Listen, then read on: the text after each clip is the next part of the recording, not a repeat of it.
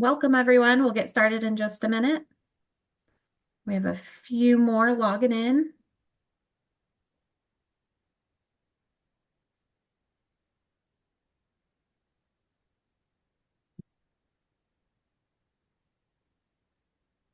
Look at Rick.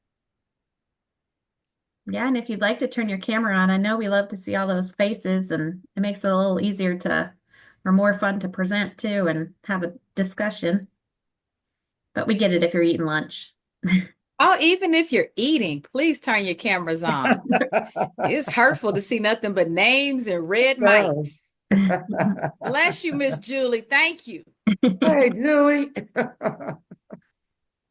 And there's Rick. Guys, it's good to see these faces. Brad. It is. Oh, there. Thank you.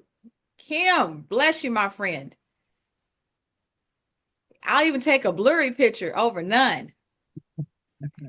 There's our Justice. Awesome. All right, well, we'll go ahead and get started, and I'll just be letting them in as they come in. So welcome to our Lunchtime Learning with Dr. Eryca Neville. We are very happy to have her with us. If you are requesting CLE credit, I will put the course code in the chat. Feel free to ask questions throughout the presentation or put them in the chat. I will monitor that as well. Please mute yourself so that we don't disturb the presenter with background noise. Our next session is scheduled for April 23rd, with more information coming on that session. Please, at the end of the session, take the short survey that helps us improve sessions and also be able to continue having them. This session is being recorded and will be available on stopRED.org along with other past sessions. And if there's any slides, those will be accompanied with it as well. I want to thank our funding source. Funds are made available for this project through the Missouri Department of Public Safety and the Missouri Juvenile Justice Advisory Group from funding provided by the U.S. Department of Justice, Office of Juvenile Justice and Delinquency Prevention. And with that, I'm going to hand it over to Dr. Simmons. Good afternoon to everyone, and thank you so much for joining us at lunchtime. We're really excited today to have Dr. Eryca Neville, who is the current principal and executive leader of the Douglas High School in Columbia. It's one of the few alternative high schools, I understand, but the only one in Columbia area. Am I right, Eryca? Yes. There she has created a village concept with children who normally we would say are kids who are at risk, or kids who've already had encounters with juvenile officials. So we're excited to see her. She's an award winner. She's one who has an undergraduate degree in marketing and economics, on to teacher education, to a doctorate degree. She has an LLC for her own consulting business. She also works with a consulting firm, a Brighter Day Therapeutic Services. She is, I tell you, a woman about town and about the business of children. I'm so excited to see her with all the awards that she's won. Just look her up. She's doing it. I want to turn it over, though, so that I won't shorten her time, to Dr. Eryca Neville. And thank you again for being with us. Good afternoon, everyone. How are you? I think I'm going to start this conversation talking about Douglas High School. Hi, my name is Eryca Neville. This is my 14th year as principal of Douglas High School. We are currently in Columbia, Missouri, a town of roughly 108,000 people. We have 4 high schools here. We are deemed Columbia Small School Alternative. I inherited the school in 2011. I got hired in May of 2011. Um, the year before I took over, we had roughly 22 graduates with out of school suspensions. I think we had close to 1,000 days of out of school suspension. And because we are a credit bearing, graduating high school, and we do not hide our data we're not a program. We are a high school. We were under a great deal of scrutiny via No Child Left Behind at that time. So we had been deemed a comprehensive school, which meant that if we did not change some of our academic and other data at the federal level, we were in danger of one of 3 things: turn around, transform, or shut it down. And I always have to preface that conversation because it was an educational experience for everybody. Prior to me getting here, Douglas had been the pipeline for the extended suspension system. So you got your extra days and you automatically got sent to Douglas High School, and that was the only other thing that was offered.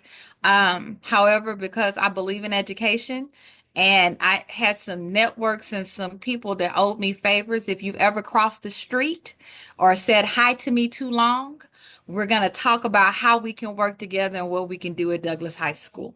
So we are a school and we bring kids in, and that is our purpose. And I have to say that because they got crossways with a lot of people because they expected us to be just the transfer system. And we inherited policies and processes that we just refined and kept in place. And we just continue to build from there. So this will be a lot more fun. If you don't mind dropping your questions in the chat and your conversations in the chat as we go on, and it'll be a lot more fun, trust me. So I will start this conversation with, as people that work with youth that have been experiencing um, that have experiences that put them at risk educationally and possibly for their own safety, what is your ideal relationship with the school system? You can start dropping it in the chat. When you start thinking about, okay, whatever space you're occupying, what is your ideal relationship with the students' schools that you are also working with? Thinking outside the box, collaboration. Oh, thank you. Thank you. Anybody else? Ideal relationship. Trauma informed.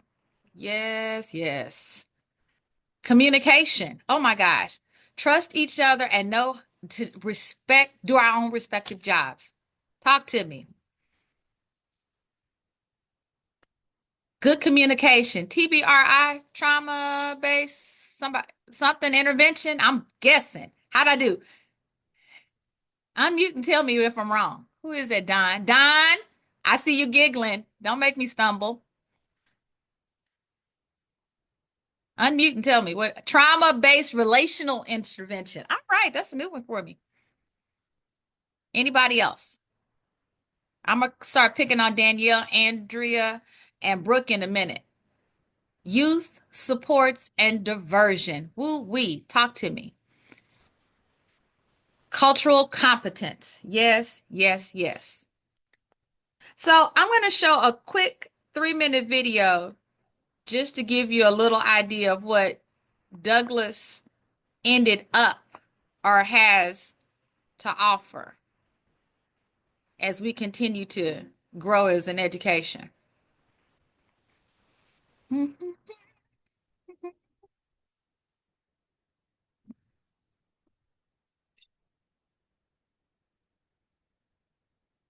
I always had a really big heart and imagination. I was diagnosed as dyslexic. I ended up being illiterate until 6th grade. Instead of saying that you have like learning disability, I have learning differences. In high school, it was just like really easy, the cracks of that system, and I did. I was pregnant in high school my sophomore year. When I started showing that I was pregnant, I actually felt the most judgment from my teachers. I wanted to do an open adoption. I visit and see her. She calls me birth mama Victoria. I didn't have any interest in going back after how I was treated. I think it was divine intervention. Eryca Neville came by this sandwich shop to get some food. She told me that I should check out more options and get my diploma, and that I should go back into school, and that in fact I should go to Douglas. I looked into the program after talking to her that day, and I was like, whoa. Can you turn it up, Eryca? This gives me hope. It was a clear path to getting my diploma. It changed my life. Should I go in through the front doors? I'm so excited. Hello, little bug. How are ya? Oh my goodness. Good to see you. I remember you when I went here, and you were always so all I got was smiles. You just look wonderful. I'm so proud of you. Throughout my whole life, I've always had my struggles in the education system. So when I think of Douglas, I just remember feeling like I had a positive direction again. You have no clue the impact you made on my life. Oh, well, you made a it's big good to hear impact. that, but I know that. Now I'm living in New York and been able to become a signed model. Getting the right shot is super important, but also what you do outside of photo shoots and outside of runway shows is the most important part. First time I looked at her, I said, model, didn't I? Douglas is a place for artists, for different learners, for people who see the world differently or just have had a different upbringing. And that difference is what makes you powerful. And they see that, and they know that, and they nurture that. You did. You guys never gave up. That's right. I've never felt like so cared for, and it made me want to go to school, and it made it exciting to be working towards a goal. My goodness, I think you got even taller. I see all these people looking at me and like just I know they're rooting for me. I see it in their eyes. Like they're like, that's ours. Like I remember when you were just a little a little thing over here and didn't have all that confidence, and now you're walking tall and everyone says I was taller, and I was like, I feel taller because I believe in myself.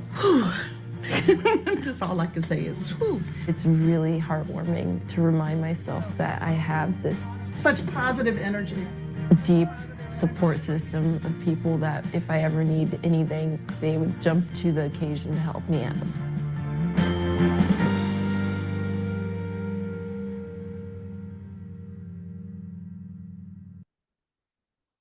Okay, Douglas High School. Again, when I inherited Douglas, we had 22 graduates, 900 days of out of school suspension. Roughly 10 to 15% of my kids were on roughly 10 to 15% of my kids had juvenile officers, and our graduation rate was 38%. Since that time, our graduation rate hovers around 80 some percent. We have had as many as 115 graduates in a year.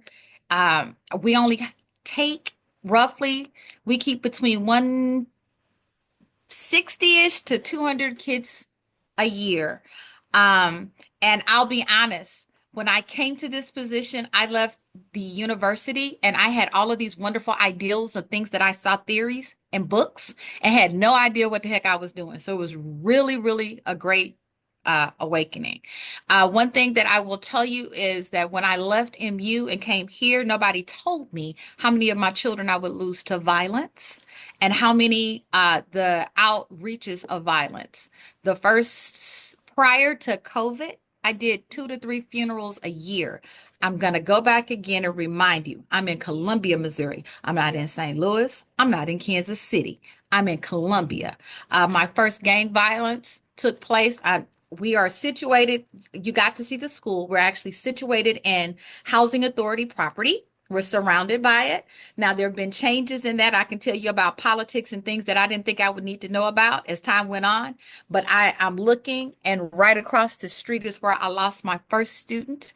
It started out as a fight. The boy pulled a gun on him and shot him at 2:30 in the afternoon. He died the next morning. Things that I learned from that was February of 2012. Things that I learned from that is that it's always people over appointments. They will always be my priority because if I miss the meeting, I'm going to tell you why. I'm always going to take care of the people first. I went to a district level meeting the next morning thinking I'm going to get to the hospital after I leave this meeting, and the boy was pronounced dead while I was sitting in that meeting. I will never forget that feeling.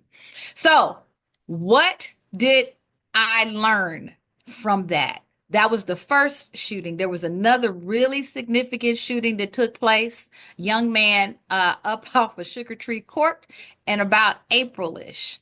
things that I learned was we have a group of kids that are coming in and out of our systems that are processing traumas like they're living in some third world nation, and they are left to themselves to figure out what to do with it.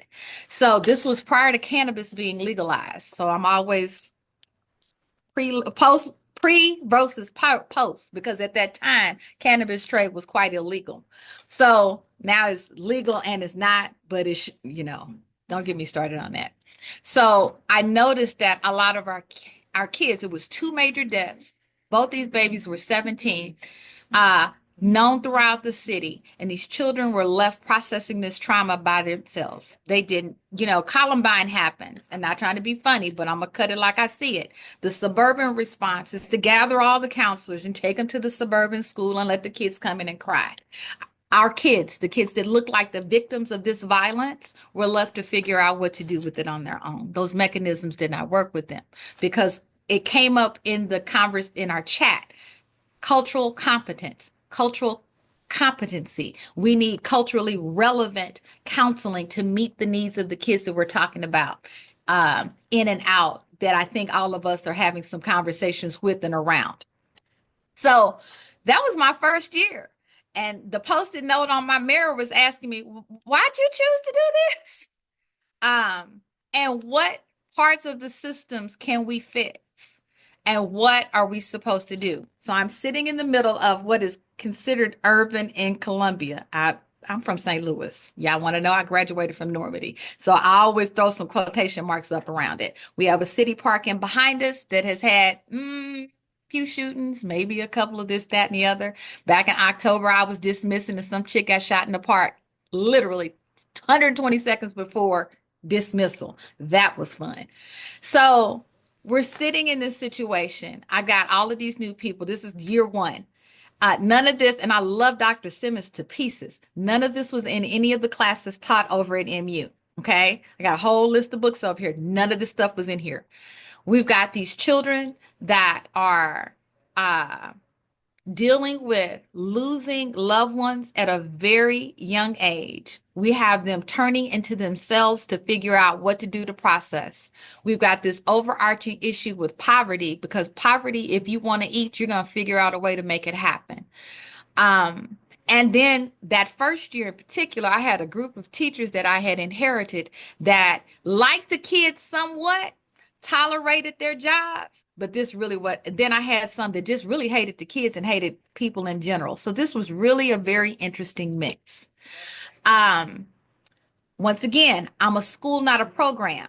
So we had choices to make as a school. We either shut down, transformed, or turn around. We used the turnaround model.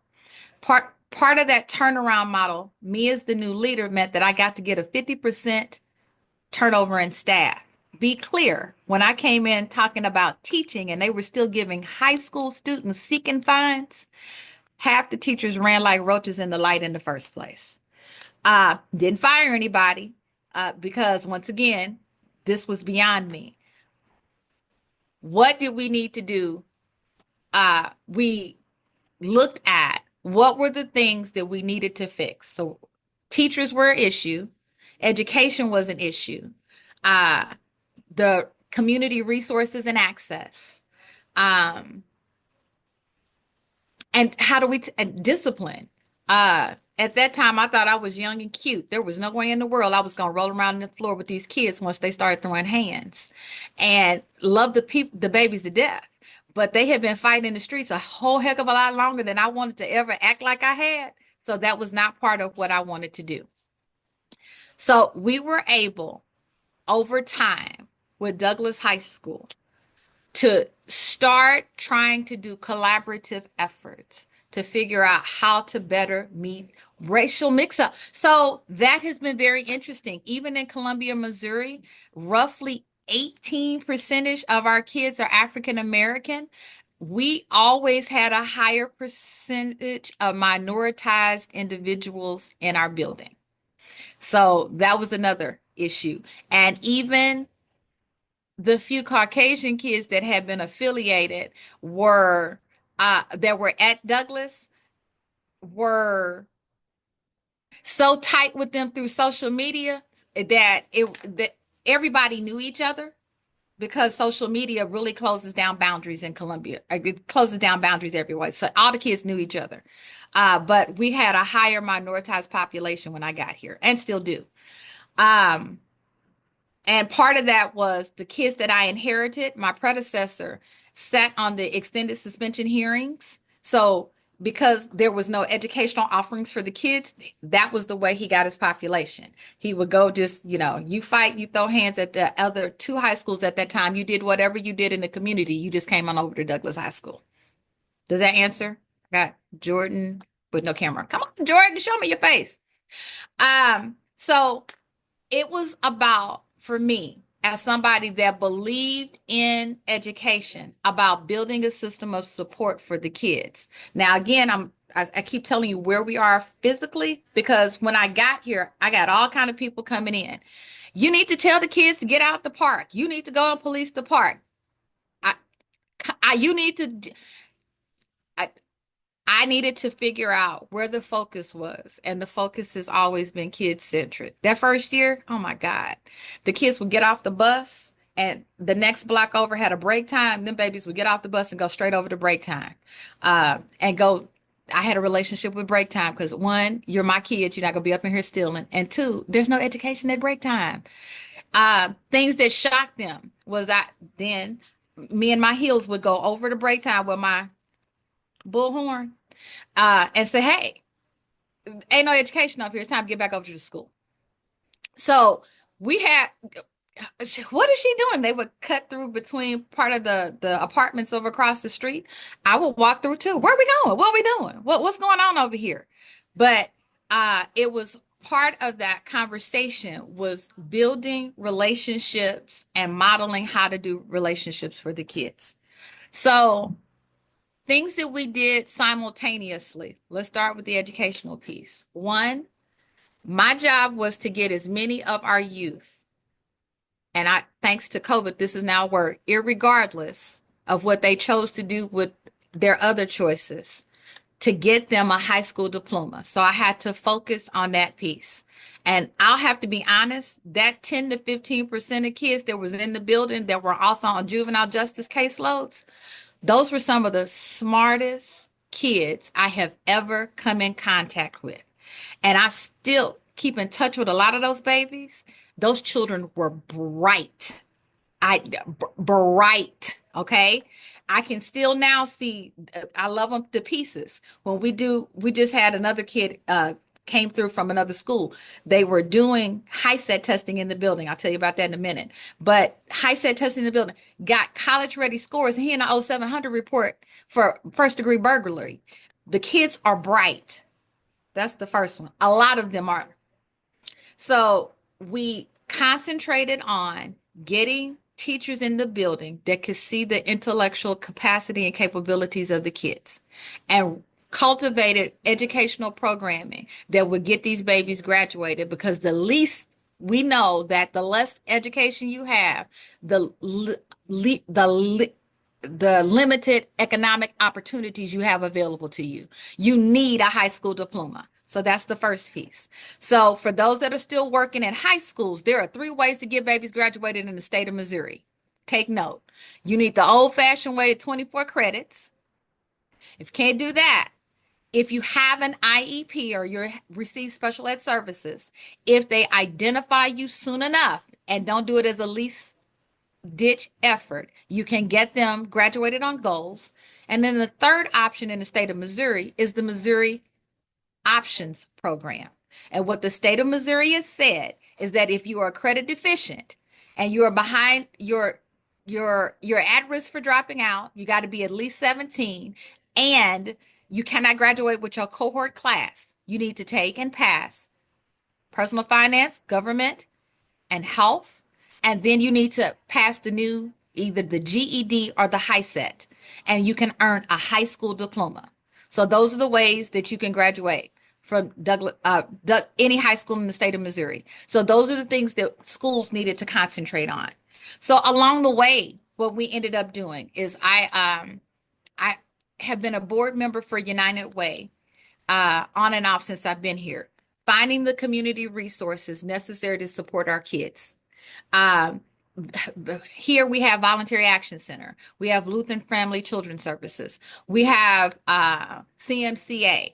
I'm looking at big moving head program, Big Brothers Big Sisters, Boys and Girls Club, making sure those organizations get the funding necessary to provide the supports outside of school area and outside of school time. Because once again, I started making boundaries when I sat in this chair. I, the park is not mine, the police, even though we can influence, and I can tell you how we did that. The city tried to call and get people mad at me in the community. I'm like, you're not about to do that because I talked to the people I'm across the street from. But we did some things in the park to make it a little bit safer for the kids because I can't keep them out of the park. We have open lunch, but to do things to make it safe. We work collaboratively with the city to do a couple of other things, and they've been working on the park pretty much ever since.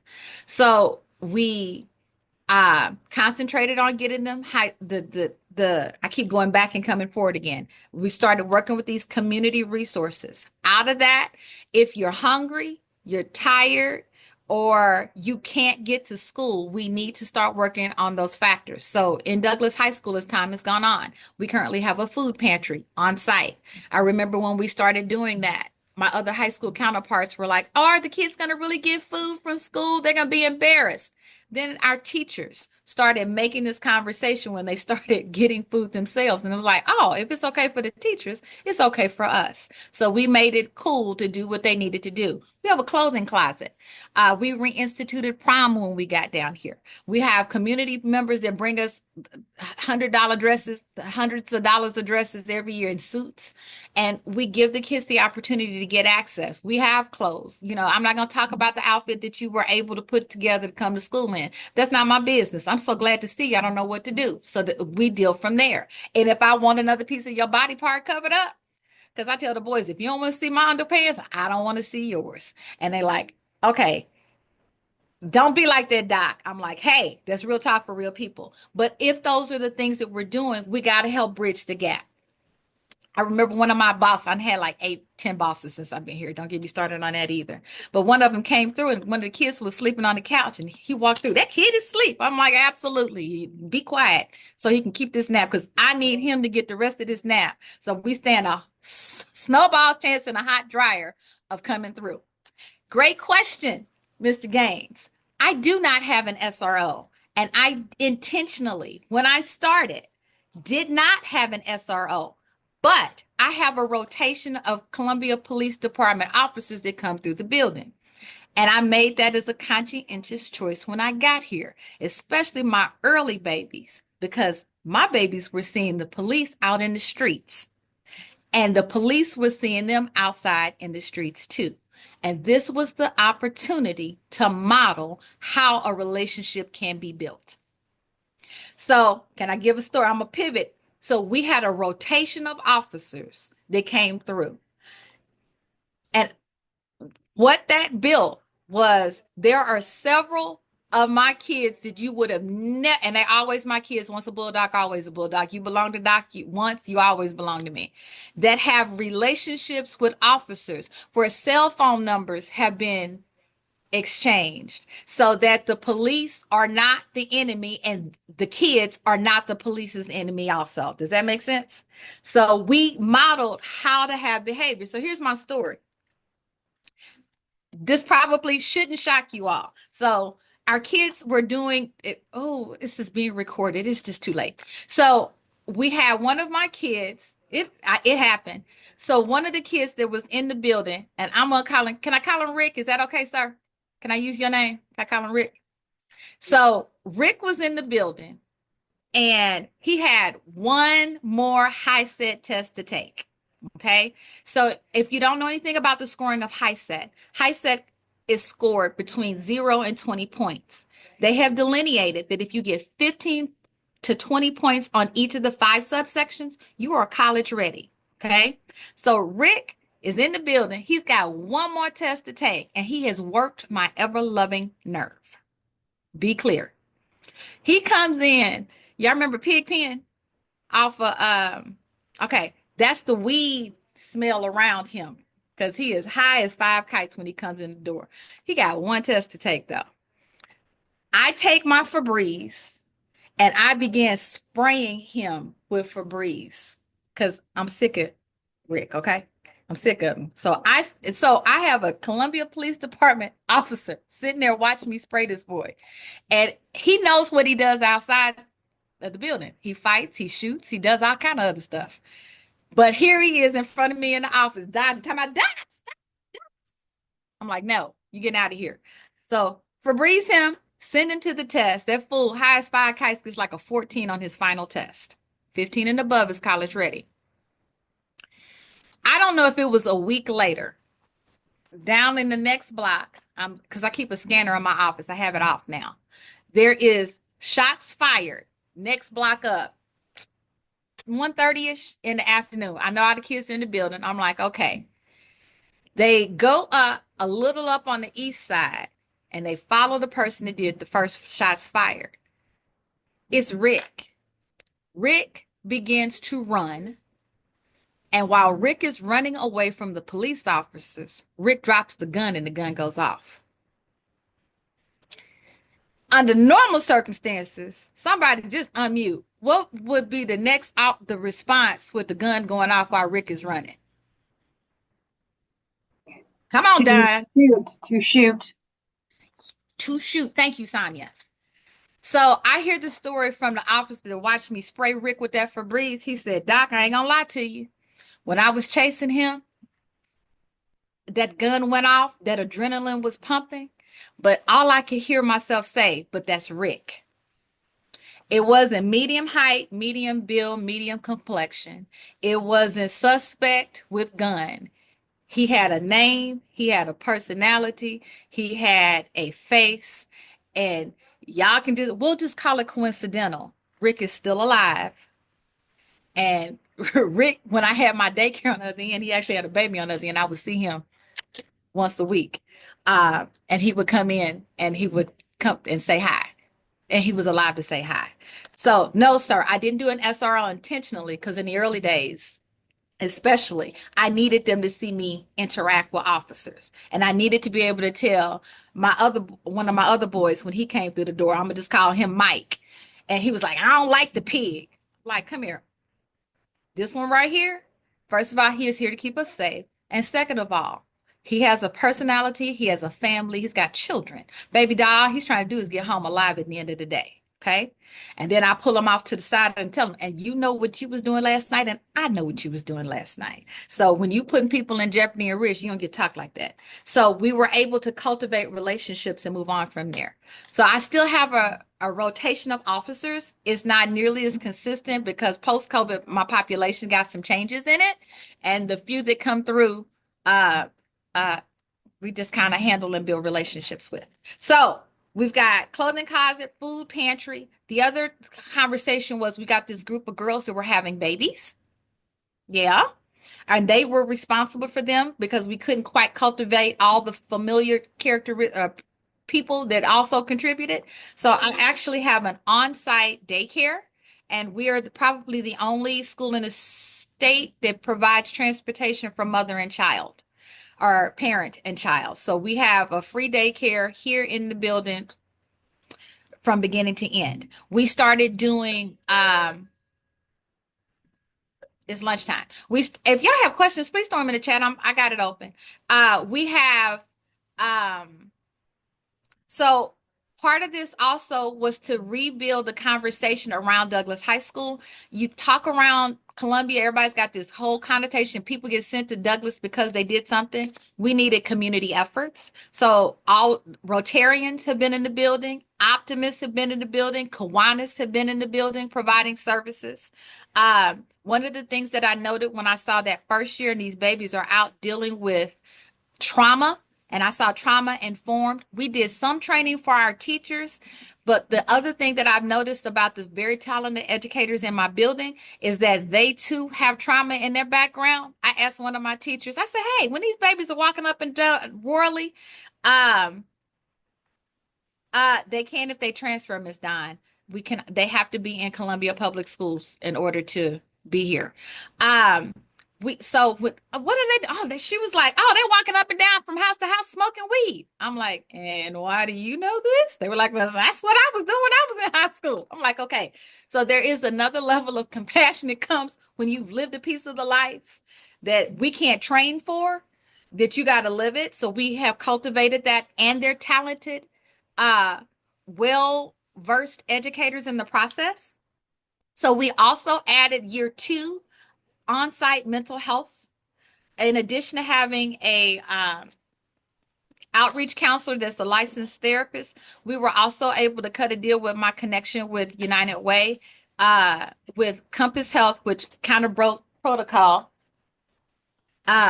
Protocol because Burrell is actually our authorized agent, but we have a therapist on site 1 day a week, and we load up their their caseload, and it's free of charge. So we started working that. And we also need to go back and reemphasize the need for culturally competent counseling, because breaking through um, the history of mental health issues and the stigma of mental health within various communities needs to be something that is cognizant of the therapy people that come in.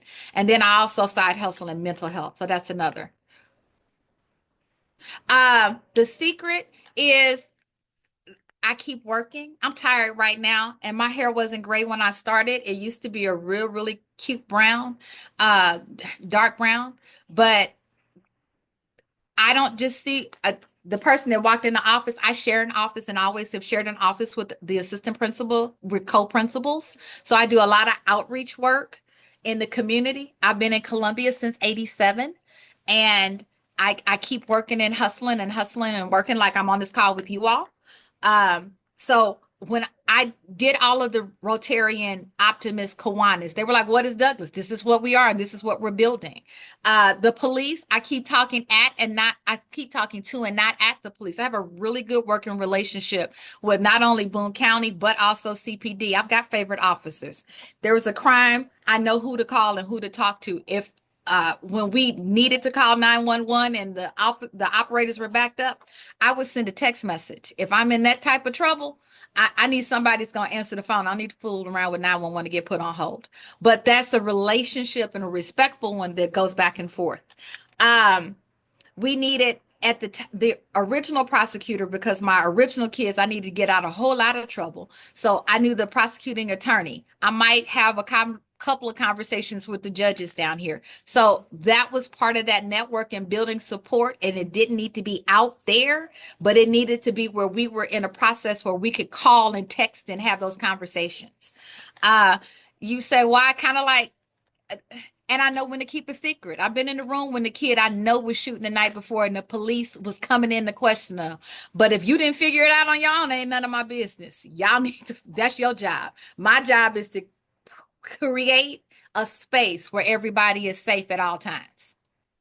Um, Post-secondary opportunity. Early on, juvenile justice, it has always been an interesting conversation of the give and take of how we open up opportunities in the building. And I think we have some conversations to have about that. I'm gonna shut up in a minute. Post-secondary opportunities were always important to me. My thought has always been, if these babies are here, I haven't quite worked with Peace and Hope. They're right across the street. I can literally see them from my window. I'm not making it up. It's like right across the street. I have not worked with them just yet. I think they're getting some of the kids that we don't quite know what to do with in our schools, but we'll come back to that in a minute. Um, and building those corporate partnerships. I started out in business, so we have those conversations. So as time went on, we realized that our kids needed one post-secondary opportunity. So we make sure we do all of the career fairs. We've been doing career fairs long before everybody else started them, and giving them an opportunity to do internships and see jobs that they would not see within their normal scope. I had babies that would work at McDonald's all day long, but if you can do that, you can also work for Veterans United. So bridging that gap, we ended up building a whole nother nonprofit out of this work. We did a pitch contest. Veterans United, y'all know VU? Anybody know VU? So VU did a pitch contest about 8 years ago, and essentially 65 organizations pitched to be what they thought should be done. And they actually came and got me and my then work husband, Kerry Hussey, and we went and talked about the work we had been doing at Douglas. We won. And the birth of that is the Flourish Initiative. So we have a whole nother nonprofit that is set up in Columbia, working with the youth of Columbia. We have a home for unsheltered youth. We have that Flourish Initiative also has a two-tier internship program. We have an emergency fund because it came to me that if the families were financially insecure when they needed help, by the time they said it, they were already almost beyond any of the other agencies helping them out. So if you come to me and I'm gonna pick on Skylar comes to me and says, "Hey, my rent has not been paid." Well, you give me your rent, the receipt. I can do a quick form on Google and get your rent paid, caught up, so we can connect you to other community resources to help you try to break that cycle. So they do two-tier internship, and we used to do transportation because that's another barrier to people getting legitimate employment. But Taxi Terry went under, so that kind of hampered it. We toyed around with buying cars for kids, but if you know teenagers, you know that only lasted a couple of rounds because of whatever happened with that. So we started building those services out and started collaborating. What my second counselor, director of counseling used to say, we need an eye to be an eye, a hand to be a hand, and a foot to be a foot. That takes me to how do we get creative and how do we start rethinking our systems? I have always been a person that has opened the door for people that want to work. And I mean work. Don't come to me telling me what I didn't do. I've fallen out with several agencies in town because they had asked me. I can tell you the last one. We had a mother in town and the mama has a baby. And I was being asked, I just need you to let her back in regardless. No, we have free childcare, rides, an educational program that will help her. We got somebody to help her get a job. No, what are y'all doing? I'm gonna need you to come I got a food pantry, I got a clothing pantry, what are you all going to do to help support this process? We're here. This child is in more trouble than we can help handle, and we need you to do something different. And if you can't, then why are they on their load? What are the three most we're gonna get to we're gonna get to that. We need honest communication. The question is, what are the three most critical, honest recommendations you offer to our juvenile professionals? One, we need honest communication that needs to be give and take. I understand HIPAA, I understand FERPA, I understand innocent until proven guilty. I understand alleged. That's my favorite word, alleged.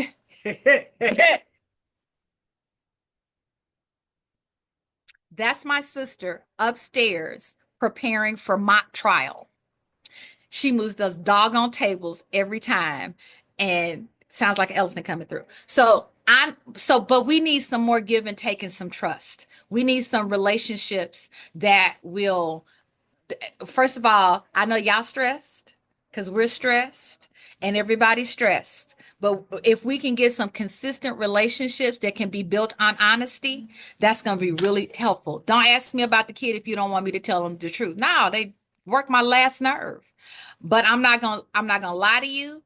Uh, and we need that give and take. So we need transparent and honest communication. We need accountability. If you get one of your kids that's coming through and I'm not getting them an education, then hold me, talk to me, tell me what we're not doing. But I cannot educate who is not in my building. Okay. So truancy, I don't believe in pushing out a kid for truant. That's what you want. Why am I suspend you for truancy? That's stupid. However, I can't deal with your violence. All these books over here on my shelf, there is not one fight management 101 book on here. But we've learned to do holds in SCM. When you do a SCM hold on somebody, you're supposed to be able to hold that child. If you can't hold a child, you can't SCM them. Okay? So, and I'm old. I'm 55. I'm not rolling around no floor with no child that's been out there fighting in the streets like a semi-professional. Not gonna do it. I ain't never put a hand on a kid. 14 years. If you can't hear this voice, we can't talk. Now, that's a whole nother story. I can't tell that one while I'm being recorded. But they know when I say stop, I mean stop.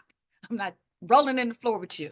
But that's relationship. That's trauma-based relationship intervention. But we didn't even know what it was called. We just talked to the kids.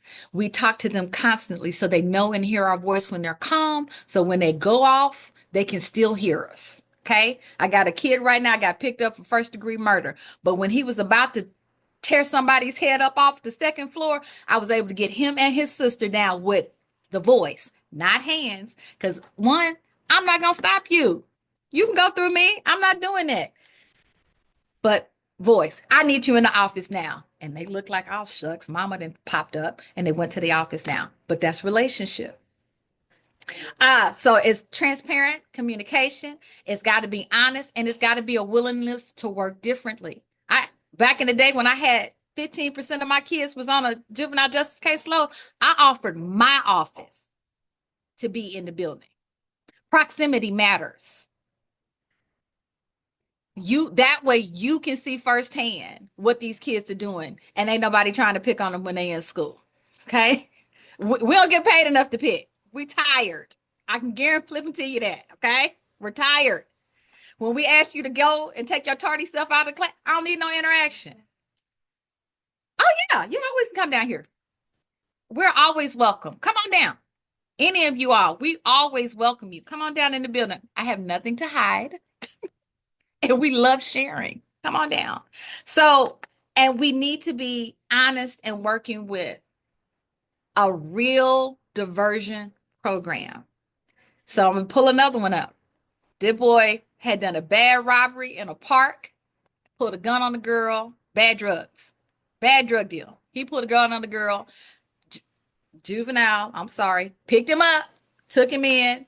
The judge called the mama and let him go later on that day. Fast forward, he's my kid now. He comes in, Missouri Options, graduates. This is the only time this child has ever been in my building with a backpack. It's like me in 2020. I probably should have checked it. But you know what? He was checking out, so it wasn't none of my business, okay? It wasn't 30 minutes later, he went to a park in town, did the same thing again. Drug deal, bad, pulled a gun. This time he had a birthday between this time and the first time he did it. They picked him up. They locked him up. He said, hey, judge, aren't you just going to call my mom and let me out? And the judge said, oh, heck no, baby, you're an adult now. Get them while we can. Build those services around. Now, some of these babies, look, I do the social media. I saw one of the funerals. I declared the granny looked like Granny Clampett. I'm dating myself off of, y'all remember the Beverly Hillbillies? She looked like Granny Clampett. She was throwing up gang signs at a funeral. I got it. Some of these babies, they're beyond us. I got it. But some of the other ones are not. We got to give the opportunity for all of them. We got to keep them honest. I had one baby that had just shot somebody, got out of jail after he did some time, came back to the building. First thing, I'm the third person he sees when he gets out. He comes in, sits in what used to be the chair of wisdom, and says, Doc, don't nobody want to talk to you. You too honest. Because I tell him, cemetery or the penitentiary, you're going to do one or the other. And it's going to break my heart. I'll put a little money on your book, send you a book to read, or I'm going to have to put black on. That's really going to break my heart because there's nothing we can do with the black dress. He said, yeah, but you too honest. We have to have honest conversations for the children. They respect that. We have to have honest conversations with the children. They really do respect that. And we have to have consequences. I had one girl go off of me one day. She said, you told me Douglas was a safe space. I was like, girl, you right. She got to go. And I put somebody out because she was not keeping our space safe. You shouldn't have to go to the bathroom and wonder whether or not you're going to get skull drugged while you're in the bathroom. Or you shouldn't. You should be able to go to the bathroom in peace. That's just real talk. And even some of the most violent really want to piece our place where they can be safe. But you can only do that with honest conversations. I got on red, you got on black today. Red and black ain't working. Then I'm gonna take the kids in red that can graduate, and then I'll come back and get the ones in black. But that's conversation. That's honesty. That's keeping it real. Did I answer, Dr. Simmons? Got to have an honest conversation. You got to be honest. We got to. We don't know what to do. We didn't make these babies. It's not each other's fault. If we're all together, working together. And it's a hard conversation. It's a hard conversation. Look a mama in the face and tell them, look, baby, you know, I love your boy like a hog loves slop. But if he wants to stop getting shot at, he's going to have to stop shooting at people. And then have to go to the baby's funeral 3 months later. It's really hard. But, you know, we all just trying to figure it out together. And everybody, if you want somebody to think out of the box, we all got to think out of the box, and we got to be willing to work. We're not each other's enemy. Ain't none of maybe y'all getting rich doing this. I ain't getting rich doing this. I'm not. I do it because right now God won't let me out of this job. But we're here to help as many kids as possible, and it does work. I can't tell you the rest of Victoria's backstory because you didn't see her face now. But it goes deeper than what you saw. It goes a lot deeper than what you saw. And she's still doing good. She's in New York now. She sent me a card last week. Questions? Somebody unmute. Aren't y'all tired of hearing my voice ramble? I was wondering if anybody that would be interested in doing outreach for youth would put their email in the message in the chat. Outreach. Tell me more about the outreach. Okay, so I started a nonprofit called Epiphany Worship, and I work for Presbyterian Children's Home and Services.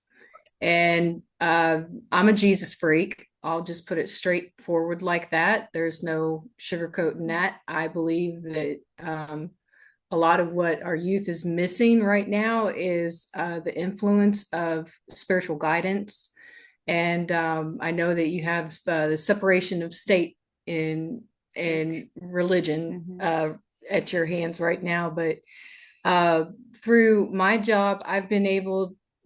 I do TBRI, which is trust-based relational intervention, which is trauma-informed care and addressing the need behind the behaviors that you're talking about.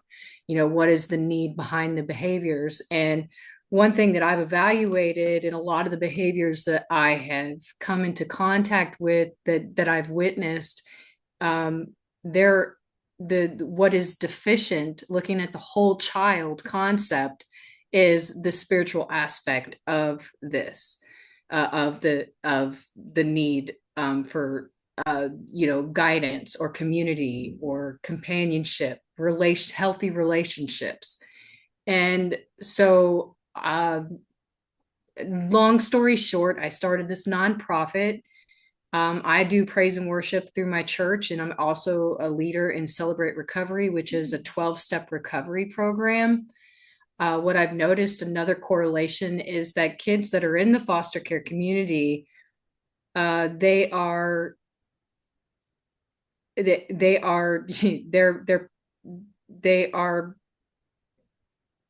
because their parents have been using drugs, and they've got taken away from their families, and so I am a recovering addict and alcoholic, and I'll be sober 10 years this year. And I started the nonprofit Epiphany doing praise and worship, and also to reach out to the healing power that music can have, giving kids an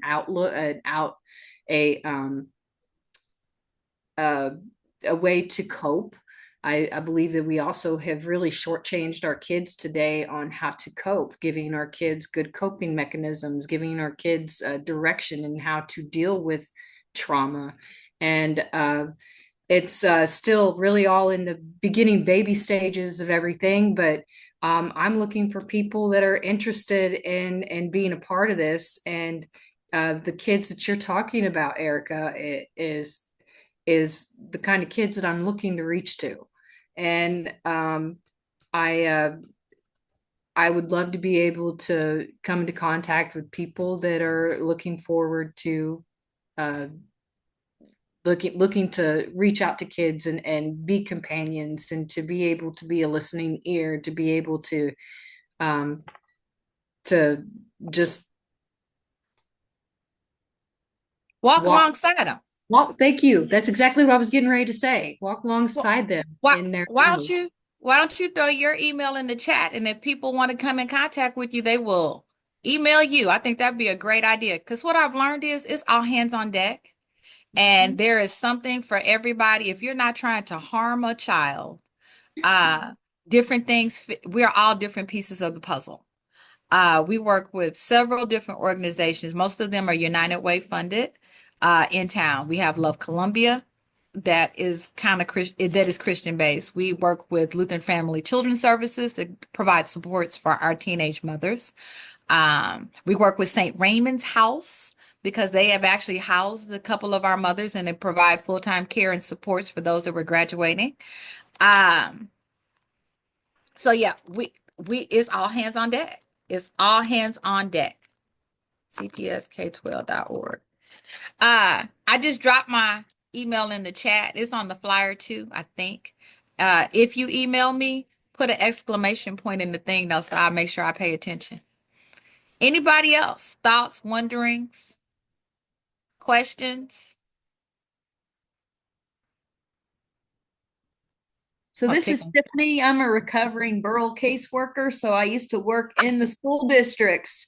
Covering. Yeah, yeah. And then I moved into the community because I felt like I could do more good working with the entire family unit. And so a lot of use, I would be called to at one of my school districts kind of after the fact. So after little Johnny has beat up on a student, flipped the classroom, been called into the principal's office. They've called in the SRO. And so I love your different approach on really that it's the relationship. And so that they see these officers as somebody safe, because if they didn't feel safe, then they're already in their trauma crazy brain reacting to whatever's going on. Then they come to my office already escalated. The guardian So or can I throw this one in? So yeah. every morning we have 2 to 3 gentlemen, including our custodian, assistant principal, homeschool communicator, anybody else with a pulse, and they greet every child coming in the building. And we also say bye to them on the way out, but we greet the kids in the morning because we need to know whether or not your stars, moons, and planets are aligned coming through the door. So one of my favorite ones was one of my favorite kids, real cute girl, just super cute. Came in with her hair pulled back, her Timbs on, no nails on. I said, who we gonna stomp? And that she came through the door. And I'm gonna just say she was mad at Juanita. And Juanita was about to get hers had she made it past the front office. So we were like, you're not in trouble yet. I can keep you out of trouble, but I ain't gonna get you out. So we're gonna call your people. You're gonna go home. You're gonna think about our life choices, and you come back in tomorrow. We're going to try it again. So part of those structures that we do in the morning, well, we can't do it at a larger school. You can if you want it. If you're tired of getting skull drug and hurt and your ankles being busted and you're slapped in the face when them fights pop out, you'll figure out a way to start looking at those kids in the eye in the morning when they come through, and you can figure out whether or not they hungry, they tired, or they mad, or they going to finally come back and get it because Liz done talked too much. And today is her day. So that's part of that relationship building, and then that working and connecting and keeping eyes on, trying to be proactive, just like you said, before the fact, not after the fact. I'm sorry, I had to throw that one in because people are like, how you do? Before. Try to catch you before, because there's signs. Very rarely does somebody just go off out of the blue and pop off. So, but that's part of that community, and that's part of that all hands on deck. We are all in this together to try to work this out. Sorry, I didn't mean to cut you off, but I had to get that one in. I'm glad that you did. We've got 1 minute down, and this has been a fantastic presentation. Dr. Neville has put in her contact information, and there's also your survey. in the chat box there. It's very critical that we receive your feedback because this tells us what you're needing. And it also shares with the presenter how you felt about the presentation. But this has been super, super fantastic. Don't you agree that Thank this you. has been a very, very outstanding I see some clapping their hands. Thank you. Liz, can you give us the last word there? Yeah, thank you. The honesty and openness and straightforwardness is refreshing. Yes, it And is. yeah, great to hear. So, nope, we just look forward to, please take the survey and we look forward to seeing you next month on April 23rd, and I'll send out information on who our speaker will be. Thank you so much Bravo. for being here. Thank you so much. Bravo. Thank you. Love these comments on it. Thank you so much. Yeah, She's busting out. You're not hurrying enough. Lunch is over. Get back in here. You're not moving fast There's the enough. survey ad on here. It's in the chat. She says it was in the chat. You're on mute. It's you have to scroll up to see it. for the Hold on. survey, I can put it in Hold here on just a again. second. You gonna put it in again? Yeah, Thank you so much, Miss Liz. I think.